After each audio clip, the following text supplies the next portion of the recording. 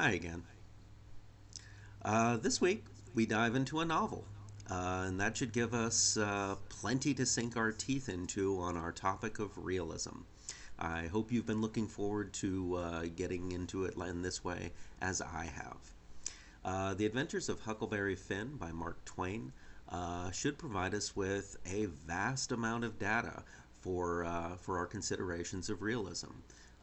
And it should really help us as we continue, not just begin now, as we continue to hash out exactly what this movement is about, what realist fiction is, and what it does.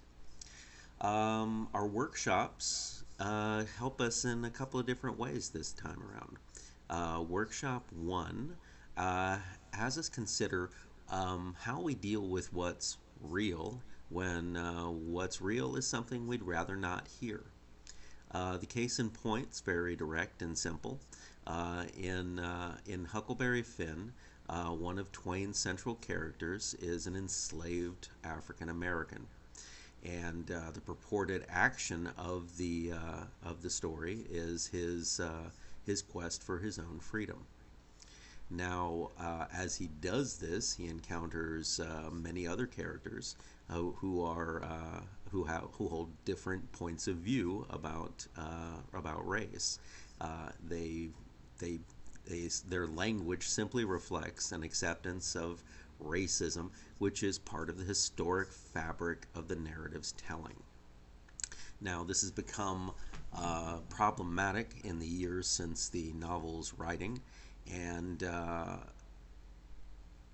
the because the use of such language is actually just objectionable to us, no matter what the purpose is. Even if Twain is clearly sympathetic towards his character and his character situation, we don't necessarily feel that that's appropriate regardless. So the subject is particularly pertinent to teachers who must decide, first of all, whether or not to even broach the subject by the inclusion of such texts, and second, if they do feel the need to include such texts, to figure out how to do so in the classroom in the best way, in the most appropriate way. Our second workshop wants us to pair our ideas of regionalism and realism and think about where we think what we see happening in Huck Finn, where that falls, if it's more regional literature or if it's more straight realism. Twain is kind of, he's kind of an odd figure. First of all, because he's just so famous. Second, he is, within his own time, he's not only a national figure, he's actually, a global figure. He wrote and lived in numerous locations across the U.S., and then he relied on his own personal experience to declaim about the different locations around the world, from Hawaii to India to Australia to the north and south of Africa to the Mideast. And yet, when we come back to this novel, to Huckleberry Finn, he relies on the experience of his own youth, of life upon the river in the American South.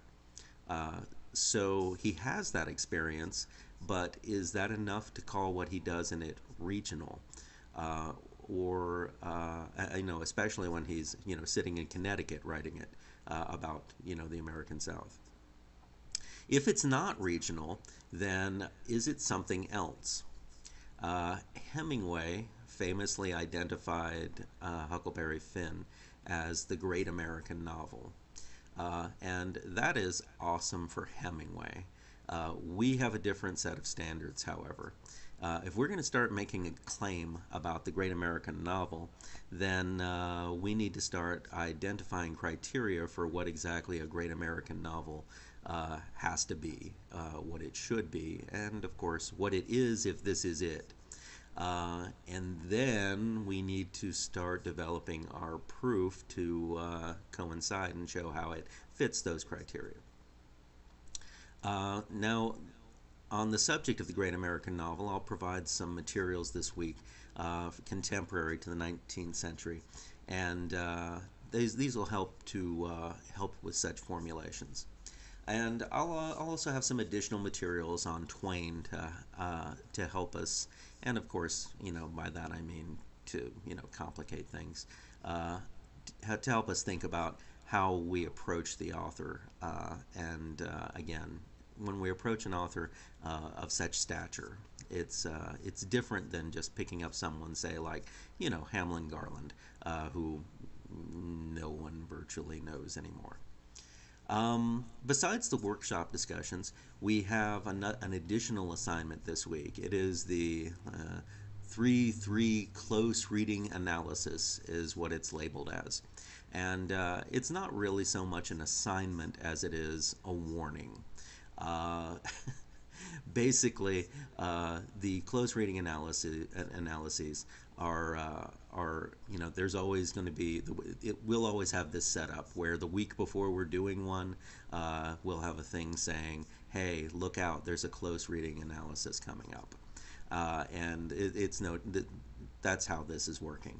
The close reading analysis, this first one is not due until the end of Module 4, and it is in fact a Module 4 assignment. So the due date on it is October 28th. So for this coming week, all you're asked to do is to start considering it, to sort of peek ahead and maybe give it a little thought. And I recommend doing that.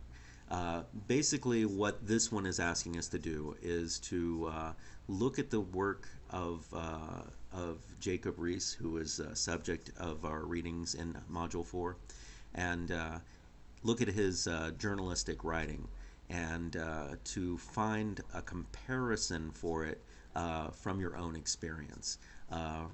Riis takes things from a journalistic angle, so we're dealing with something that's more like creative nonfiction with both an informative and a progressive agenda. So either from within our time frame of the 19th century, someone else who you see doing similar things, you can use that for a comparison, on into the 20th century, that's fine, or even now. Anybody who does similar things, and just do a point of comparison between an author and Riis. But like I say, for this module, for Module 3, it's just anticipatory. It's not, you're not actually required to submit anything yet. So that about covers the message for this week.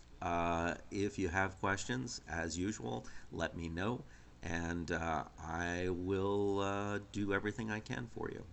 So, till next time, adios.